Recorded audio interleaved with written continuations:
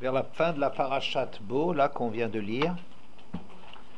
Oyaki yacha Hashem el eretz haknaani kasher nishba lavotecha unetan alach. Lorsque Hashem t'amènera vers le pays, au pays des Knaanim, ainsi qu'il te l'a juré, kasher nishba lecha lavotecha, à toi et à tes pères, et qui te la donne. Vavarta kol peter rechem l'Hashem, bechol peter sheger behema, asher ilcha azcharim l'Hashem.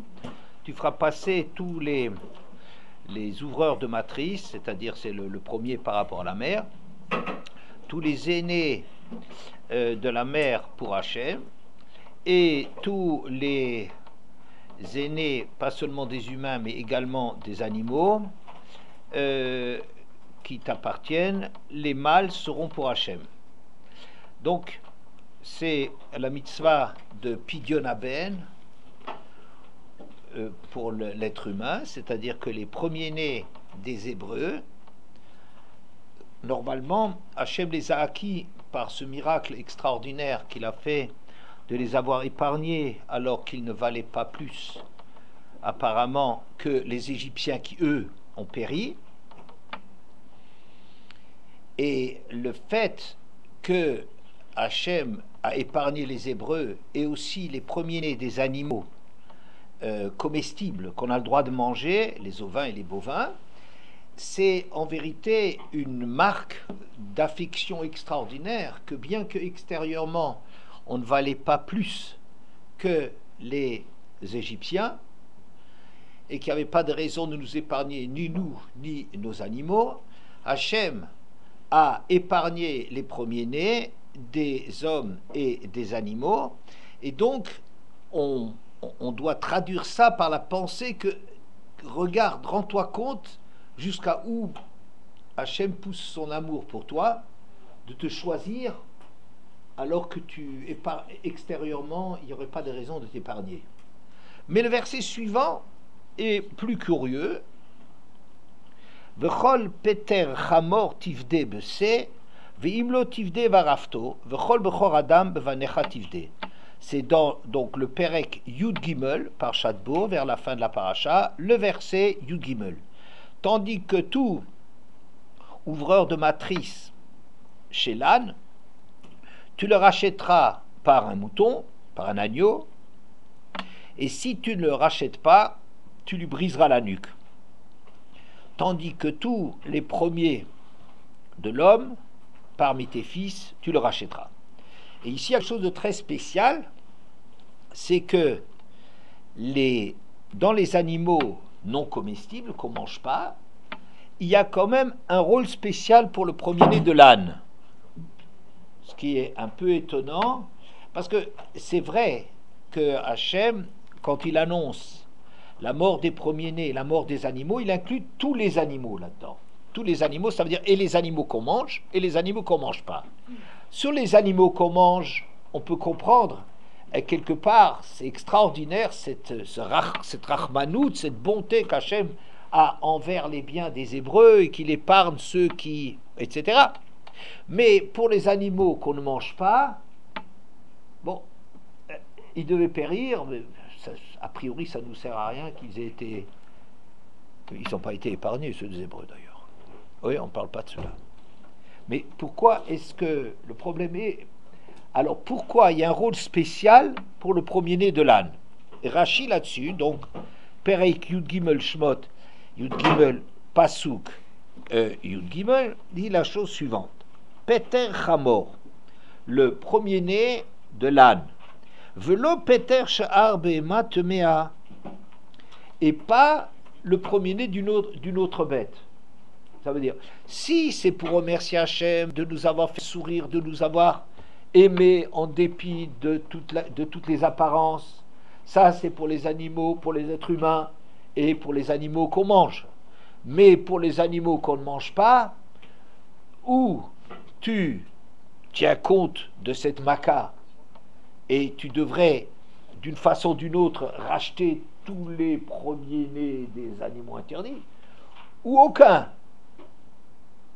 Mais juste avoir privilégié l'âne, c'est quelque chose d'étonnant. n'est-ce pas? Alors Rashi va justifier ça, ou Gzerata Katuvi, et en vérité, ça c'est une décision de la Torah, Gzerata Katu, c'est un décret du texte, c'est comme ça. Le fi shenim shelu bechore Mitzrayim lachamorim, parce que les premiers-nés de l'Égypte sont comparés à des ânes. On reviendra là-dessus. Mais vous voyez déjà qu'il y a quelque chose un peu contradictoire dans les termes, a priori. Pourquoi?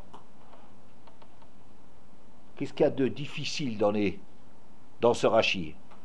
D'un côté, il est en train de dire c'est Xerat Hakatuv, c'est comme ça. Donc ça veut dire discute pas, tu le fais de toute façon, tu comprends pas, c'est le même prix.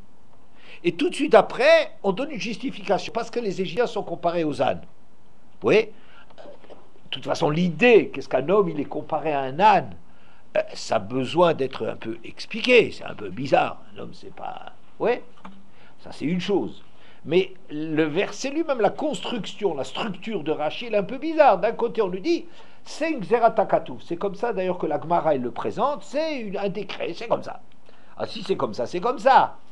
Alors pourquoi après tu dis quelle est la raison pour laquelle c'est comme ça? S'il y a une raison que tu donnes, que la raison pour laquelle les Égyptiens sont comparés aux ânes, c'est ça la raison pour laquelle on parle de rachat de l'âne, ne me dis pas que c'est une Xerat Hakatuv. Et si tu me dis que c'est une Xerat Hakatuv, ne donne pas d'explication. D'accord? Ça reste à expliquer. V'od, de plus, c'est Siyu et Israël b'yitziatam mimitzrayim.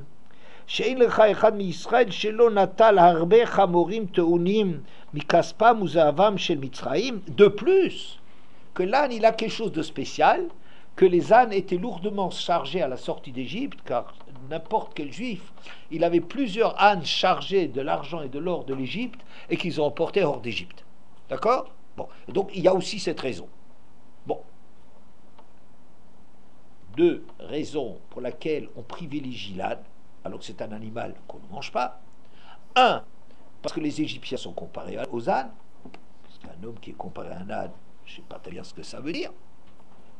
Deux, parce que les ânes ont été chargés, on ne leur a pas demandé leur avis, mais ça veut dire quoi? Ils ont été chargés ils ont aidé à la sortie d'Égypte.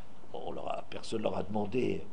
Et en plus, je veux dire, quand vous dites que les Égyptiens sont comparés à l'âne, peut-être on peut arriver à donner une explication, mais c'est une explication générale. De voir les Égyptiens, dans l'ordre des humains, c'est comparé aux ânes parmi les animaux, mettons. Ouais, mettons. Ça, c'est une raison qui est toujours vraie.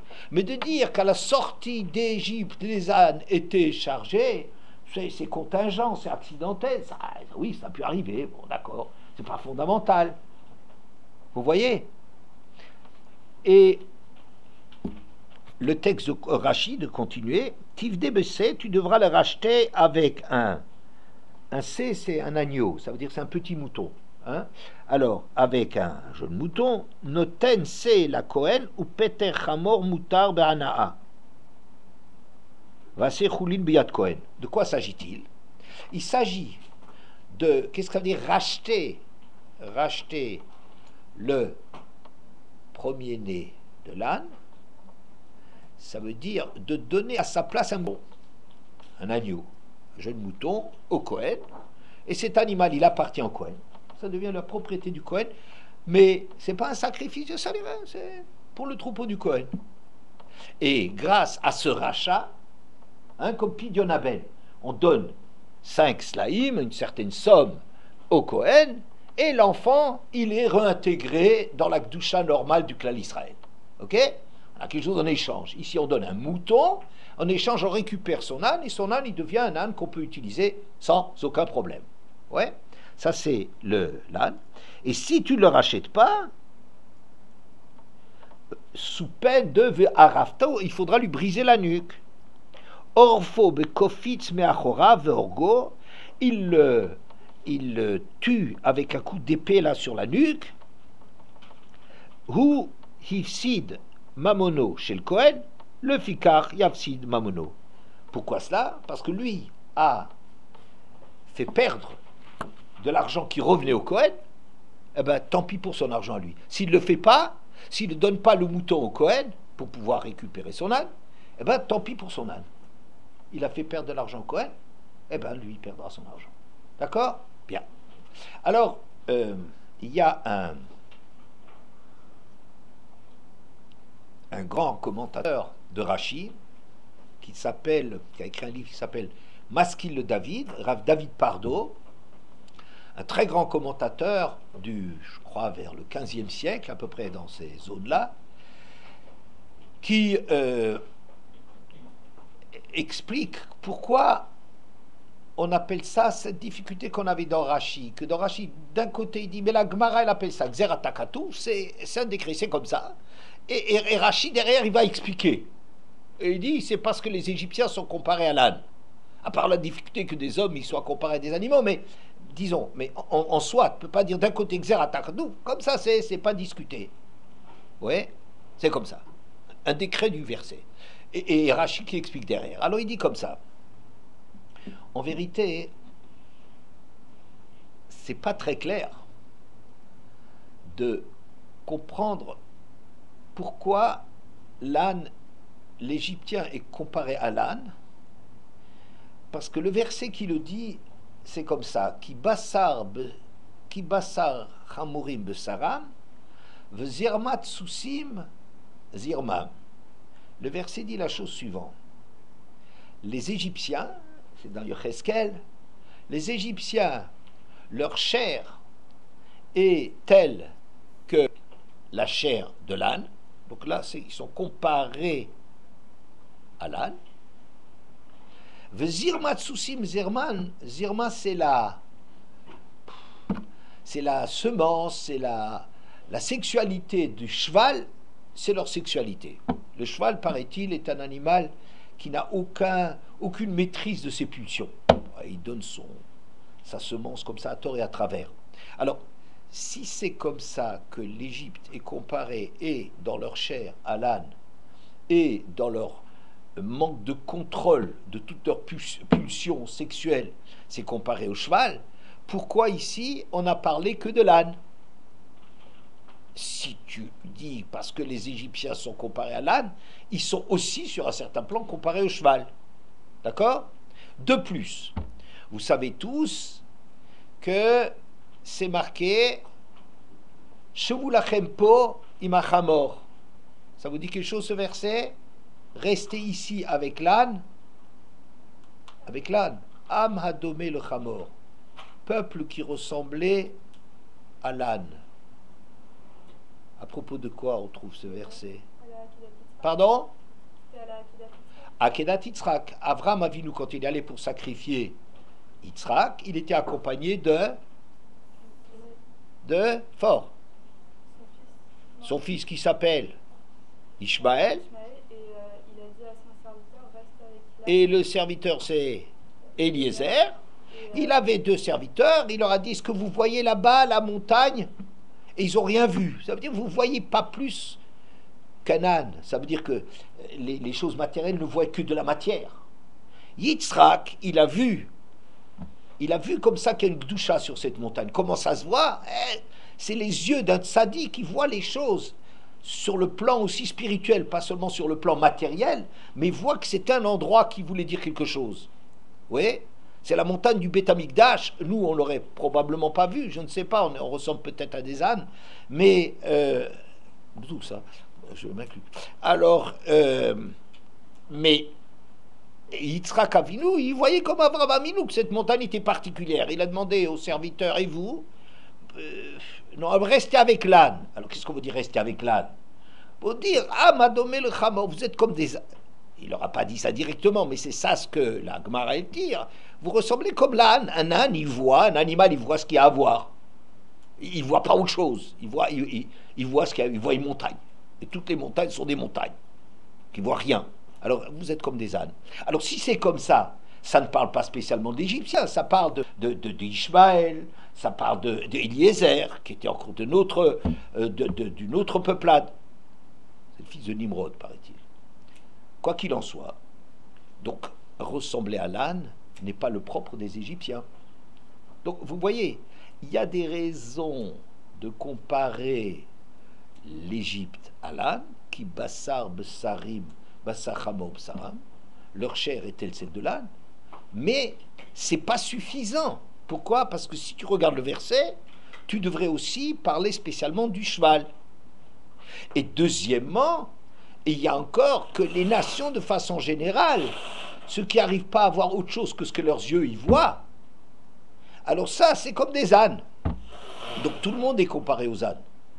Donc pourquoi on a sorti l'âne dans la comparaison à l'Égypte? C'est un problème. C'est pour cela, dit le Maskil de David, c'est pour ça que c'est Xerata Katouv. Ça veut dire le verset, il a pris des options. Ça veut dire il est pas, il y a des questions dessus. Eh bien c'est comme ça. Mais c'est pas comme ça gratuitement. Ça veut dire que le verset a privilégié, on reviendra un petit peu pour expliquer ça plus tard, pourquoi est-ce que l'Égypte précisément est comparée à l'âne, qu'est-ce que ça veut dire, mais peu importe pour le moment, on va dire que le verset, il y a des raisons pour lesquelles, mais le fait que le verset a été privilégié dans sa première partie, Besarim, Hamorim, Besaram, c'est une décision du verset. Deuxièmement, dans le verset, vous direz aussi, il y a encore une autre raison. Il y a une autre raison qui s'appelle qu'ils ont été chargés. Hein? Bien. Comme on l'a sorti d'Égypte, on les a chargés de biens et ils ont aidé les Béné Israël à vider l'Égypte. D'accord? Alors, la suite du verset, elle ne s'adapte pas à cela. Puisque, et si tu ne le rachètes pas, si tu ne donnes pas un mouton à la place, alors on brisera la nuque de ton âne, tu ne profiteras pas non plus de l'âne. Tu n'as pas donné au Cohen, ça lui revenait au Cohen. Tu ne lui as pas donné, eh ben on te brise tes biens. Ouais. Mais pourquoi, si c'est l'explication que l'âne il a fait quelque chose de positif, qu'il a participé à la sortie d'Égypte, il n'y a pas de raison de lui briser la nuque. Donc il dit que c'est une explication incomplète, insuffisante. Alors, juste un petit mot technique. En général, quand vous avez 2 ou 3 explications pour quelque chose sur un point dans Rashi, alors on appelle ça davar acher, première explication, etc. Davar acher, autre explication. Davar acher, autre explication. Et techniquement parlant, pourquoi est-ce qu'on a davar acher? Parce qu'on se rend compte qu'aucune de ces réponses n'est suffisante à elle toute seule. Chacune de ces réponses a des problèmes, elle est insuffisante, et alors on ne veut pas dire qu'elle est fausse, on veut dire qu'elle appelle à être complétée par une autre explication, qui elle-même ne serait pas suffisante, donc c'est pour ça qu'elle a besoin de la première. Quand on dit davar acher dans Rashi, plusieurs explications, ça veut dire on ne peut pas se contenter d'une explication, mais c'est une explication, puisque le verset a besoin de 2 justifications, et bien les 2 justifications sont nécessaires. Aucune n'est suffisante, mais toutes les 2 sont nécessaires. Mais ici, c'est pas comme ça que c'est marqué. C'est pas marqué autre. Non, ve'od, encore une raison, à part le fait que le verset a comparé l'Égypte à l'âne, à part ça, les ânes, ils ont cherché, mais pas davar acher. C'est pas une autre explication. C'est un complément, une raison complémentaire. D'accord? Bien. Alors, on va oublier nos questions pendant un certain temps et voir le début de la paracha. Le début de la paracha,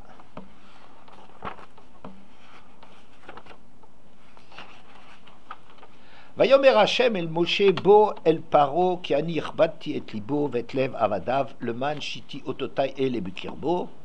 Hashem s'adresse à Moshe, rends-toi chez Paro, car j'ai alourdi son cœur et le cœur de ses serviteurs, afin le man shiti ototai ele de placer en lui mes signes. Il reste encore 3 plaies à venir dans cette paracha. Bekirbo, à l'intérieur de lui.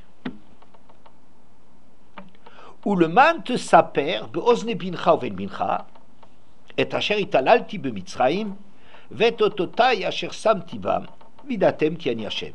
Et, afin que tu puisses raconter aux oreilles de ton fils et de ton petit-fils la façon dont je me suis joué, je me suis joué de l'Égypte et mes signes que j'ai placés chez eux, et vous prendrez conscience que c'est moi Hachem. Ici, on voit qu'il y a a priori deux raisons pour lesquelles Hachem a endurci le cœur de Paro. Il a déjà reçu 7 plaies.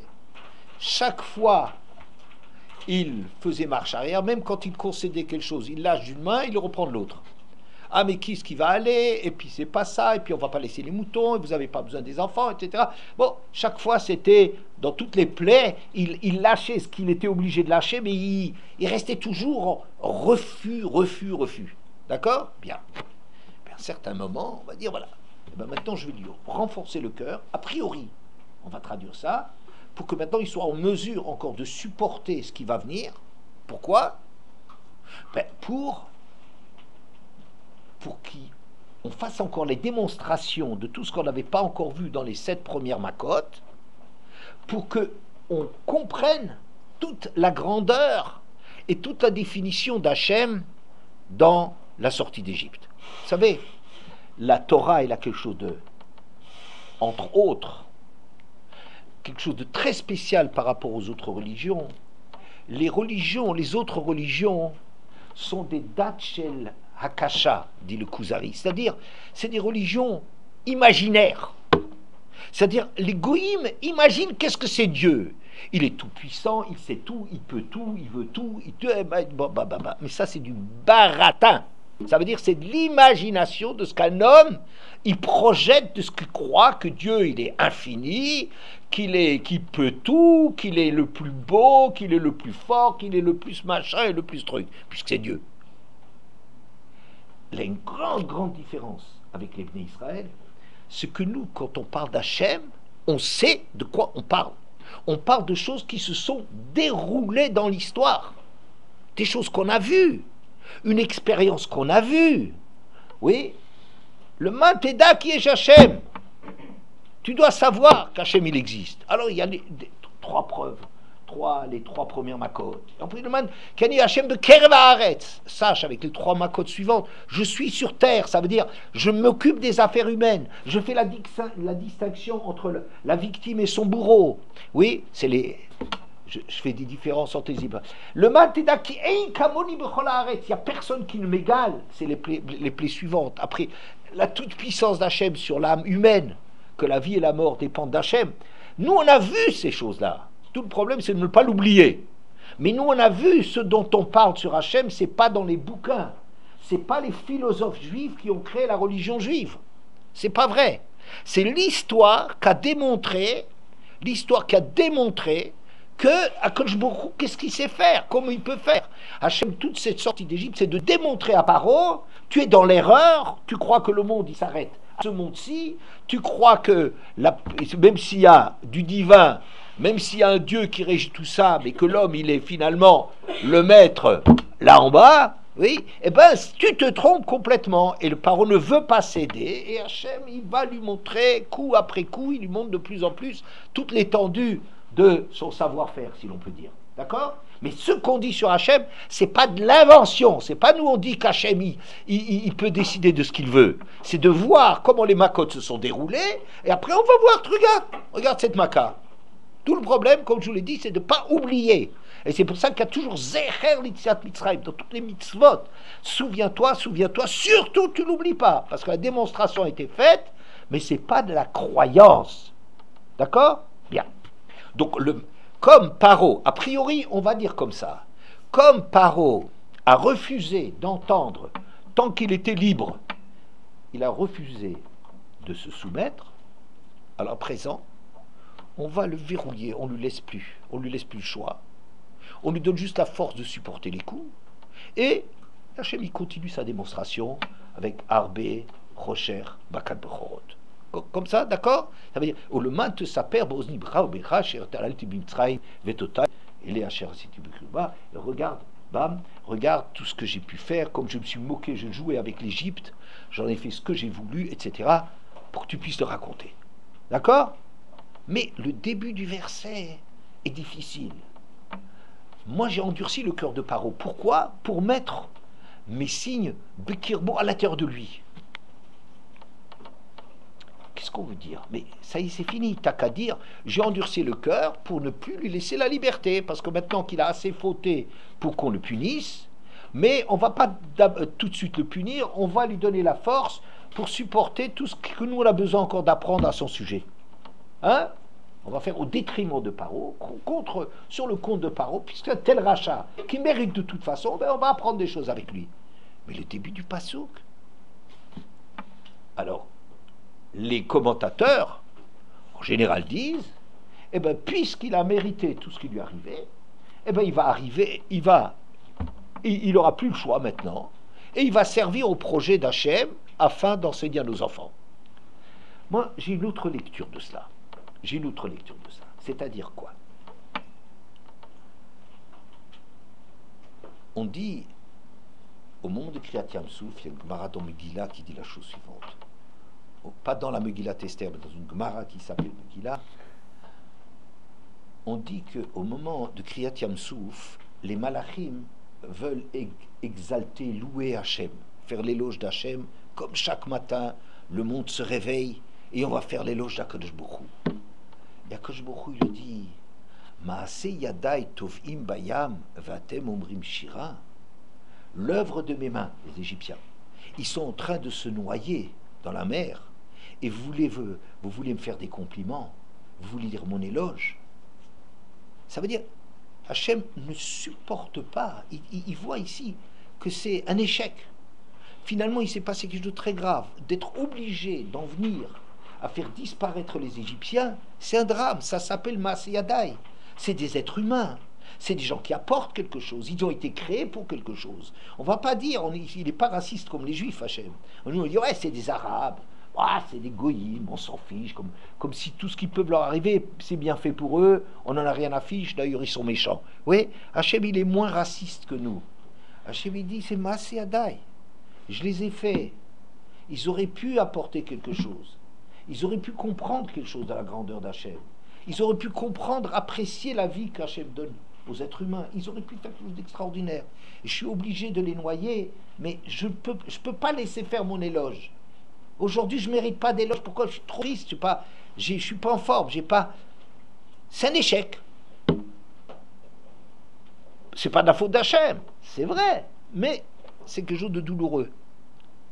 Je dis, on voit ici qu'Hachem, même quand il est contraint de punir les Rochaïm, même si c'est des goïm, oui, il regrette, ça lui fait quelque chose. Et c'est pour ça que je pense qu'on est en train ici de nous dire quelque chose de particulier. Vous savez, quand on discute avec quelqu'un, alors on essaie de le convaincre, on essaie de lui montrer, de lui démontrer qu'il a tort, ou qu'il y a une autre façon de comprendre les choses. N'est-ce pas? C'est comme ça qu'on discute avec quelqu'un. Il vient un moment dans lequel on se rend compte, il est buté, il ne veut pas comprendre, ça ne l'intéresse pas. Alors, vous pouvez dire, à ce moment-là, on le punit, ou je ne sais trop quoi. Mais peut-être qu'il y a une autre façon de continuer à avoir des relations avec lui. Comment ça? C'est que si on lui donne un châtiment physique, il vit quelque chose, il ressent quelque chose qui va aussi être une réponse. C'est-à-dire, on dit par exemple en français, chat échaudé craint l'eau froide. Un chat que vous avez mis dans de l'eau bouillante, il y a des gens qui ont des idées, ouais. Alors, un chat qu'on a mis dans l'eau bouillante, il a même peur de l'eau froide. Qu'est-ce que ça veut dire? C'est devenu un réflexe chez lui, il a peur de l'eau. Ça veut dire que si je ne peux pas lui expliquer et je ne sais pas trop quoi, mais s'il est passé par de l'eau bouillante, il a son corps qui va répondre. Moi, je me souviens quand j'avais 16 ans et demi, on était en vacances au lac Léman, près du lac, j'étais à Montreux. Alors, on est avec la yeshiva, on est allé faire Alors, on est allé au bord du lac. Est-ce que c'est le lac Léman à Montreux? Bon, sans doute. Alors, et j'ai plongé dans l'eau et j'ai fait un plat. Mais j'ai fait un plat terrible. De 3 mètres, mais c'est une claque, quelque chose de... Bon. Pendant des années et des années, j'avais peur de plonger. Mais ça veut dire que c'est plus intellectuel. Ça veut dire que c'est plus de la réflexion, c'est plus... Mais tu sais, c'est pas dangereux, qu'est-ce que tu peux faire? Tu as dû te prendre comme un balai, et c'est pour ça que c'était arrivé que tu as fait un plat maintenant, apprends à plonger, etc. Tu peux plus me raisonner. Pourquoi? Parce que mon corps, il répond. Mon corps, il a peur. Vous voyez? Il peut arriver que je marque quelqu'un physiquement, et lui, il répond. Hein? Vous pouvez, par exemple, un boxeur, on peut lui donner un tel coup de poing qu'il est KO. Ça veut dire on le compte jusqu'à 10, il ne se relève pas jusqu'à 10. Mais il peut y avoir aussi que l'autre, il continue, il est debout, mais il est complètement, il le démolit. Mais il est marqué dans son corps. Vous voyez? Et son corps, il enregistre aussi un message. C'est plus un message que je lui explique. C'est son corps qui a des options, c'est son corps qui souffre. D'accord? Je dis, c'est ça ce qui se passe ici. C'est pas qu'Akadosh Baruch Hu, comme les commentateurs le disent, hein. Ils disent, ça y est, maintenant Hachem, il va utiliser Paro, maintenant qu'il a été libre, il n'a pas voulu, maintenant c'est fini. Moi je dis, ça continue, mais ça continue sur une autre forme. C'est pour ça qu'il dit, j'ai endurci son cœur, le manchiti ototai et les bekirbo, pour que je puisse marquer mes signes, bekirbo à l'intérieur de lui. À l'intérieur, ça veut dire comme si lui-même, il ressent encore, il apprend des leçons, il continue, on croit qu'il dort, on croit qu'il est assommé, on croit qu'il est hors jeu, mais en vérité, il est en train de, vous comprenez? Il apprend ses leçons. Ça s'appelle Bekirbo, à l'intérieur de lui, je le marque à l'intérieur de lui. Donc, comme si Hachem voulait continuer à enseigner à Paro, mais plus maintenant à lui expliquer, à justifier, à lui montrer qu'Hachem il fait ceci et cela, il ne veut pas l'entendre, il l'entend pas, il ne peut plus l'entendre, il est tellement bloqué, mais Hachem continue à le marquer de cela, et c'est pour cela qu'il est Bekirbo. Ça c'est la première raison. Donc je dis que pour continuer à dialoguer avec le paro, quand le paro ne veut pas entendre, n'est plus capable de réfléchir, eh ben on va lui donner des leçons. Ouais.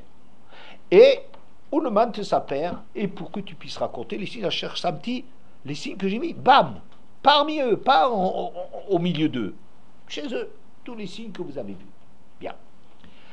Vous voyez ici que il y a, par rapport à Paro, il y a deux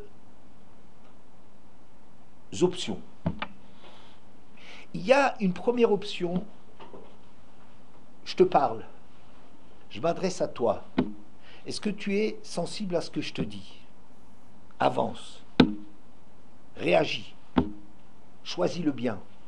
Il y a une option dans laquelle je veux dire, c'est toi qui choisis de ta façon de réagir au message du bien d'Hachem.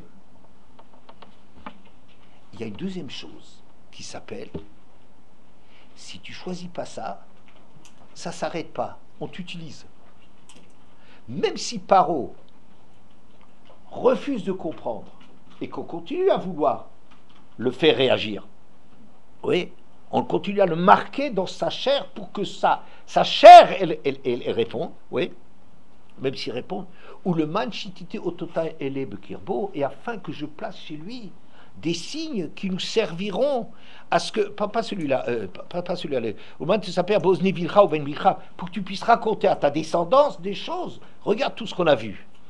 Vous voyez? Donc on peut avoir, et ça c'est ça le point très important sur ce passouk, d'après moi, que le goy, il peut avoir deux usages, mais pas qu'on l'exploite, entre guillemets. Hein. Bon.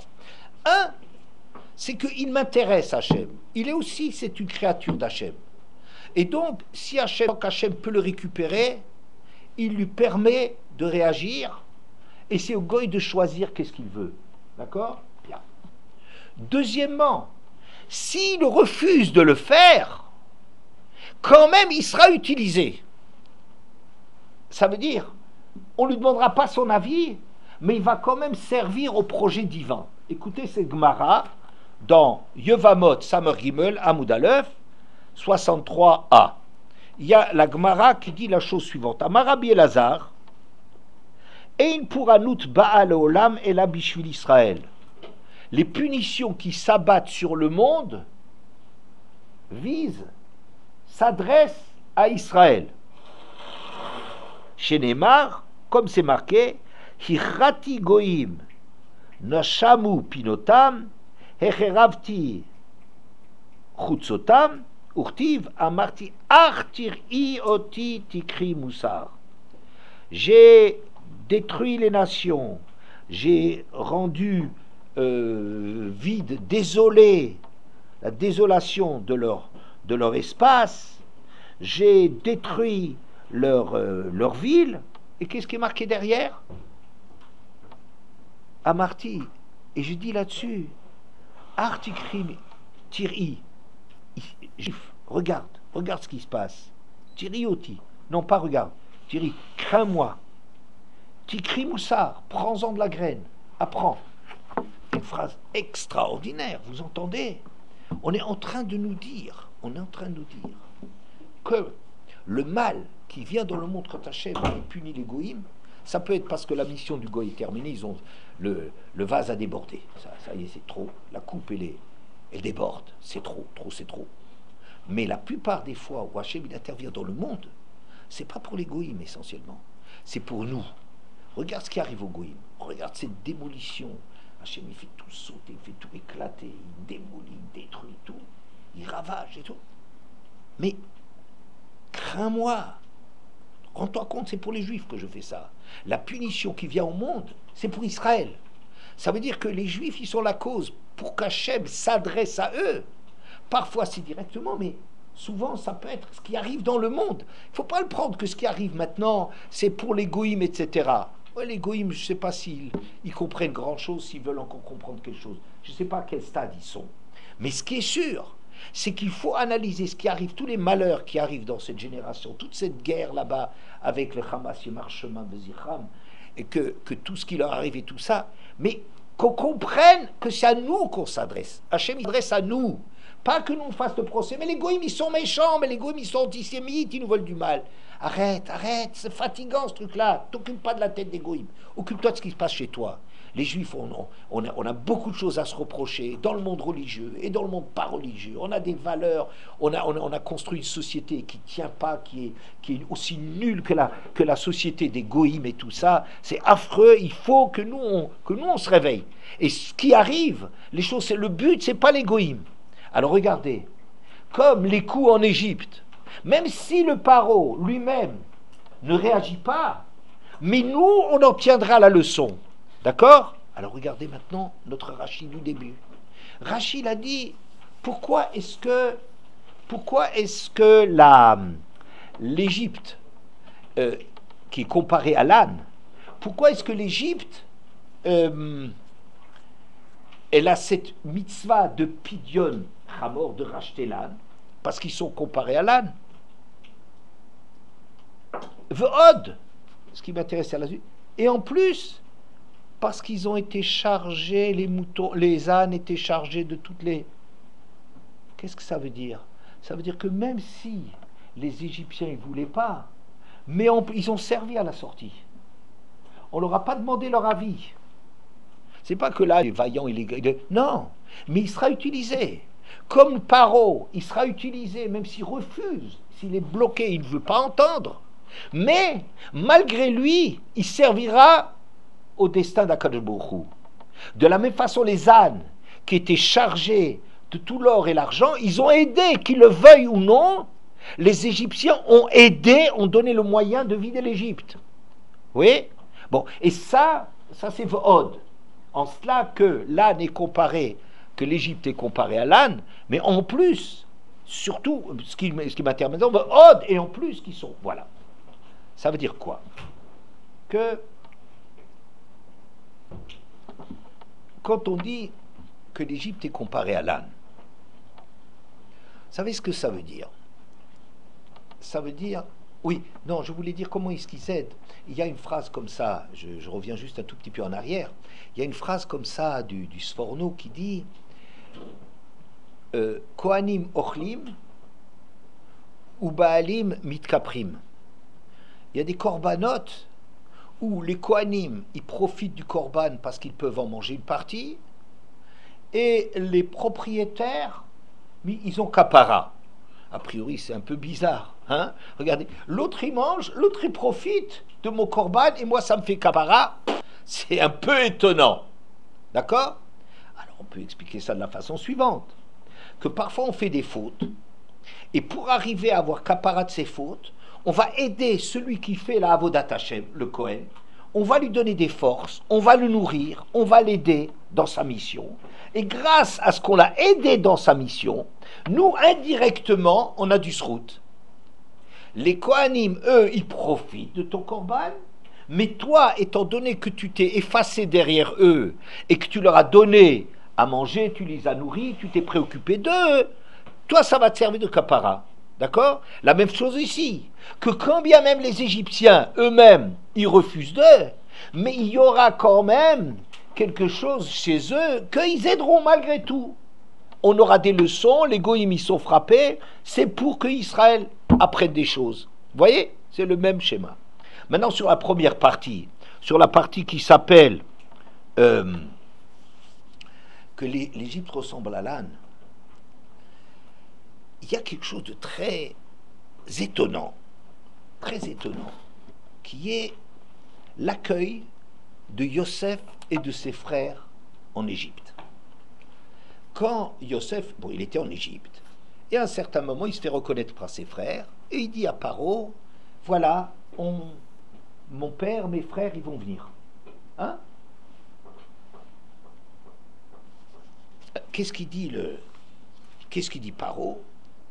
C'est dans Memhe, dans Breshit Memhe, Yutret, ou Kochou et Aviechem, Vet Batechem, ou Baouelai, et prenez votre père et vos maisons, et venez chez moi, Ve'etna lachem et Touv Eretz Mitzrayim, et je vous donnerai le Touv, le meilleur de l'Égypte, Ve'echlou et Chelev Haaretz, vous mangerez des choses les plus grasses d'Égypte. Ou bien, Ve'einchem al tachos al kelechem, ki Touv kol Eretz Mitzrayim lachemu. Et vos yeux, il savait qu'il avait affaire avec quelqu'un, un vrai, fidèle serviteur de l'État, qui s'appelle Yosef. Alors il lui a recommandé, il lui a dit, et vos yeux, vous ne devez pas avoir pitié ne doivent pas avoir pitié de vos ustensiles, qui tout colère et Mitzrayim lachemu, le mieux de l'Égypte, c'est pour vous. Ou bien, dans le Pérec, même, je sais pas quoi, même Zaïm, Pasouk, je sais pas quoi, Vav. Eretz Mitzrayim lefanechaï, la terre d'Égypte est devant toi. Bemeta va'aretz oshev et avicha, dans le meilleur de la terre, du pays, installe ton père, ve'etachecha et tes frères. Yeshu beretz Goshen, qui réside donc dans le pays de Goshen, ve'im yadata ve'yesh bam anshechaï, et si tu sais qu'il y a des gens forts parmi eux, samtem sare miknot à la Cherli, vous les mettrez comme chef de troupeau au-dessus des miens. Vayushav Yosef et aviv, Vayoshev Yosef et aviv et echav, vayiten lahem achuza beretz Mitzrayim, bemeta va'aretz beretz Ramsel kasher tziva paro, il les a installés dans le meilleur pays. On n'a jamais vu des goïms qui ont accueilli Israël d'une façon tellement généreuse, mais il dit, mais le mieux de l'Égypte, ça vous appartient, c'est grâce à vous qu'on a ce qu'on a, et c'est à vous que ça revient. Si vous avez des hommes, vous les mettez à la tête de mes troupes. Incroyable cet accueil. On n'a jamais vu qui que ce soit chez les goïms. Il y a des goïms qui sympathisent avec Israël, ils vont donner un coup de main à Israël. Oui. Mais ici, de leur dire, mais le mieux de l'Égypte. L'Égypte, c'est à vous. Ça vous appartient. Comme si faire quelque chose pour vous, c'est le mieux que ce que je puisse faire. D'accord? Pour ça, pour comprendre cela, hein, on peut rappeler la remarque aussi du masquil de David, de Rav David Pardo. Il dit que Paro, c'est les lettres de... Est-ce que quelqu'un sait? Paro, c'est les lettres de quoi? Peresh Ain. Et, Vav aussi. Quelqu'un propose? Je vais commencer par dire para. Non, para, tu peux pas, parce que para, il n'y a pas de hé. C'est un peu vache, mais... Oref. Qu'est-ce que c'est Oref? Oref? La nuque. La nuque. Très bien, la nuque. La nuque? Pardon? Bah, comme l'âne, on lui fait de la nuque. Très bien, voilà, tu vois. La nuque, c'est quoi? La nuque, c'est la partie invisible du visage, de la tête. La tête, elle a une face cachée et une face apparente, comme la lune. Ouais. Il y a la face qui est le devant, la face, le visage, et la partie cachée. Mais la tête, elle est formée de deux parties. Hein? Comme on va dire, par exemple, un couple, il y a la partie qui est sur le devant de la scène, c'est le rôle du mari, et le soutien et tout ce qui fait tout le boulot, et la base, c'est la femme. Il y a la partie qui est plus, qui construit la chose, et il y a la partie qui exprime la chose. Ouais, bien. La nuque appartient à la tête. Qu'est-ce que ça veut dire? Je dis ça, c'est le paro, comment il a accueilli les Bnei Israël. Il les a accueillis, il dit, mais le mieux, mais ça vous revient le mieux. Vous êtes à la tête, vous dirigez. C'est comme si la nuque, la partie cachée, les nations, elles participent, elles ont conscience que le mieux qu'elles puissent faire sur Terre, c'est de construire l'ensemble. Vous voyez? Ça, c'est extraordinaire. Et c'est pour ça qu'on n'a jamais vu un accueil à bras ouverts comme Paro pour Yaakov et les frères de Yosef. Pourquoi? Parce qu'ils ont conscience comme ça de participer, et que ce que je donne à l'autre, c'est pas quelque chose que je prends. Ça veut dire, si par exemple le mari, ça devient Talmid Racham, la femme, elle sait très bien la place qu'elle occupe là-dedans. Elle sait très très bien quelles sont les faiblesses du mari, et comment il fallait le soutenir, et comment il fallait l'encourager, comment il faut l'aider, etc.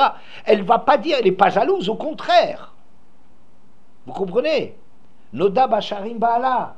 Le plus grand compliment que tu peux dire, elle a fait que son mari, il compte, il vaut quelque chose. Il signifie qu'il a construit quelque chose, n'est-ce pas? Pourquoi? Elle n'est pas jalouse, bien au contraire. C'est nous qui avons construit ça. C'est pas lui, c'est nous. Vous comprenez? De la même façon, Paro, au départ, quand il accueille les Bnei Israël, c'est comme s'il disait nous. Je ne travaille pas pour l'Égypte. L'Égypte, la réussite du monde, c'est nous. Vous et nous. D'accord? Bien. Mais la nuque, il y a quelque chose de très grave. C'est que la nuque, elle peut, comme c'est le côté obscur, elle peut aussi décider de chanter sa propre partition, de développer son côté à elle. Et ça, c'est l'Égypte. Yefefia Egla Yefefia Mitzraim. C'est une génisse. Une génisse, ça veut dire c'est un veau au féminin. Alors, c'est Yefefia dans la bouche, elle est belle. C'est quoi? C'est Pérard. Elle a un langage qui veut nous attirer. Elle veut un langage de... Oui, c'est le langage de quoi? C'est le langage de la matière. C'est le langage de la matière, c'est-à-dire que la matière le corps, il peut être au service de l'anshama, et alors c'est un tout. L'être humain, c'est pas seulement l'anshama, c'est pas seulement sechel et le lève, c'est tout le corps qui participe avec. Oui. Et le corps, tout ce qu'il fait comme effort, c'est pour l'ensemble. Oui. Et ou bien le corps, il veut dire, il recherche ses propres plaisirs. Tout ce qu'il veut, c'est sa propre logique. Et ça, c'est l'Égypte, qui est Yefefia. Elle a une bouche qui dit des belles paroles. Ah, regardez comme c'est beau, regardez, on profite. Regardez, il faut jouir dans la vie. Regardez, il faut... C'est le corps qui ne veut se soumettre à rien du tout, qui veut surtout pas se soumettre à quelque chose, seulement à la recherche de ses propres plaisirs. Oui. Et d'ailleurs, sur la génisse, on dit Egla Arufa. une génisse à qui on brise la nuque, l'histoire de briser la nuque. Ça veut dire quoi? Ça veut dire que si l'Égypte, elle refuse de participer à l'ensemble, ce qui lui donne une raison d'être, mais on l'utilisera quand même, malgré elle, mais parce qu'elle est en train ici de se dévoyer, de se détacher, de faire bande à part. C'est ça ce qu'on dit, que l'Égypte, elle est comparée à l'âne. L'âne, vous savez tous que Hamor et Homer, c'est la même chose, c'est ce qui incarne, ce qui personnifie le corps. C'est la force du corps. Alors, en même temps, le corps est extraordinairement important parce que c'est lui qui supporte le poids des choses. Hein, il est formidable, il peut aider à transporter, c'est une aide extraordinaire. Ouais. Ou bien, le corps, il peut faire sa propre. Alors, si le corps refuse de participer à l'ensemble, on brise la nuque. Vous voyez, parce que le corps, c'est comme si la nuque se détachait. C'est-à-dire, moi, je ne m'occupe pas du visage, moi, je marche pour moi. Donc, l'Égypte, c'est une possibilité, soit qu'elle a le choix de... Alors, quel est le choix? C'est le choix de la matière, ou de comprendre qu'elle participe. Alors, c'est ça qu'elle donne un mouton. L'âne, il va être racheté par un mouton. Pourquoi? Le mouton, c'est le symbole d'Israël. C'est Pesura Israël. Israël, c'est un mouton dispersé. Ça veut dire comme si ils reconnaissent, comme le paro, quand les bénis Israël sont venus, ils reconnaissent l'importance, l'essentiel, le caractère essentiel du peuple juif. D'accord? Et donc, c'est quoi? C'est que si tu veux avoir profiter vraiment de l'âne, de la matière et de tout, eh bien, considère que tu vas aider, que tu es une aide, et que tu vas donner quelque chose au Kohen qui sert Hachem. Vous voyez? C'est le corps, il trouve sa raison d'être s'il accepte de se soumettre dans sa finalité au but qui est servir Hachem. Donc il va aider à servir Hachem avec le mouton, d'accord, qui appartiendra au Kohen. Mais s'il refuse de faire cette chose-là, on lui brise la nuque, ça veut dire que son histoire elle est finie. Mais pas qu'elle est finie. Elle n'est pas finie, ça veut dire Hachem, il va utiliser quand même les ânes, il ne leur demandera pas. D'accord? Mais comme ça, vous comprenez que quand le texte, il disait, c'est Xeratakatu, que l'Égypte elle est comparée à l'âne, c'est vraiment vrai. Parce que même si les autres nations aussi ont été un peu matérielles, et même si dans l'Égypte, il y avait aussi des côtés qui ne contrôlent pas les pulsions, la débauche qu'il y avait chez eux, mais ce qu'on veut dire ici, le point essentiel, c'est qu'ils incarnent, ils représentent la problématique de la matière. Et pour terminer, je dirais, ce problème-là, c'est aussi le problème de chez nous. C'est pas seulement le paro qui refuse de reconnaître Hachem, c'est nous tous. Nous tous aussi, on a le problème. Est-ce qu'on veut se soumettre ou pas? On est âme que chez Oref. On est le peuple à la nuque dure. Qu'est-ce que ça veut dire? Que les Juifs, ils veulent pas se soumettre. C'est pas le problème seulement paro. On croit quand c'est paro, alors c'est quelqu'un d'étranger à nous, mais non. Toi aussi, tu as un désir de prendre tes libertés, de faire ce que tu veux, de régler la vie selon ce que toi tu penses et pas ce que la Torah te demande. Vous voyez? Eh bien, c'est la même chose que ce problème que le paro a représenté dans l'histoire, que les Égyptiens ont représenté dans l'histoire, ce problème-là, eh bien, on le retrouve aussi chez nous. Et d'ailleurs, il y a, juste pour terminer, il y a une haftara à Sukkot. Sukkot, c'est le moment où les nations participent. Vous savez, c'est là qu'on a porté les 70 taureaux pour représenter les nations, tout ça. Oui, ils ont une place dans l'économie d'ensemble. Alors, et quand il y aura la révélation, Vaya, Vaya, Asher lo yaale, me'et mishpachot haaretz el Yerushalayim, lishtachavot, le melech Hashem tzvakot, velo alehem yag Hashem. Si jamais une des nations du monde, à la fin des temps, elle ne voudra pas venir se soumettre à Yerushalayim, elle n'aura pas droit à la pluie. Hein, Sukkot, c'est toujours le moment où on prie pour la pluie. Oui, elle n'aura pas la pluie. Mais après, le verset suivant,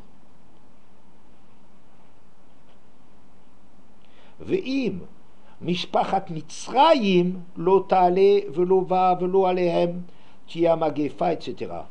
Mais si jamais c'est l'Égypte qui ne veut pas venir, alors il y a encore un autre. On parle des nations en général, mais on parle de l'Égypte en particulier. Pourquoi? Parce que l'Égypte, c'est vraiment eux qui incarnent, qui représentent cette résistance du corps. ce choix que le corps il a. Soit on est comme l'âne et qu'on comprend que notre devoir c'est de nous mettre au service d'eux, et c'est comme reconnaître la primordialité, enfin le caractère plus premier du visage, oui, d'Israël, et de leur donner de la force pour faire leur avoda. Et alors, tu peux profiter toi, tu gardes ton âne, tu profites de tous les biens de la terre, si tu comprends ça. Et si tu comprends pas, eh ben ça servira malgré toi, mais pas à toi.